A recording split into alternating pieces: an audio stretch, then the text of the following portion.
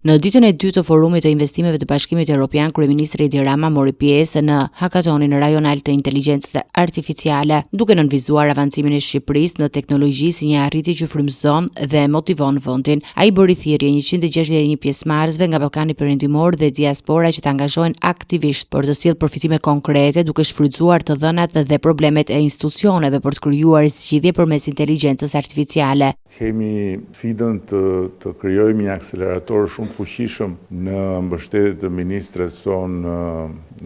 të inteligjencës artificiale që është vetë inteligjencë artificiale dhe natyrisht që ky akselerator do të bazohet tek ju, tek kapitali njerëzor që ne kemi brenda Akshit apo brenda Agjencisë së Ekselencës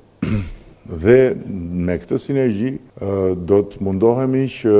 çdo njërit nga institucioneve qendrore ti zgjerojmë trurin me inteligjencë artificiale. Rama theksoi rëndësinë e akseleratorëve dhe të mbështetjes së ministres digjitale Djedha, duke cilësuar këtë si një hap për të zgjeruar trurin e institucioneve me inteligjencë artificiale dhe për të nxitur mësim dhe produkte të reja inovative. Fakti që institucionet tona nuk janë aq të forta sa në perëndim në epokën e risive teknologjike, për Edi Ramën mund të jetë shumë pozitive. Madje, duke qenë se burokracia jonë, se strukturat tona nuk janë aq solide dhe aq të sofistikuara dhe aq të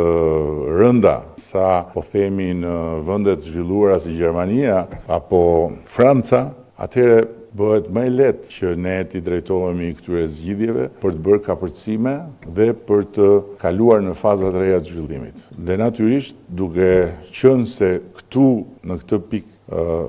fokusohet edhe ambicia për zhvillime befasuese, atëherë kjo ju bën të gjithëve ju jashtëzakonisht të rëndësishëm. Kryeministri premton mbështetje për të gjithë ata që kanë projekte inovatore.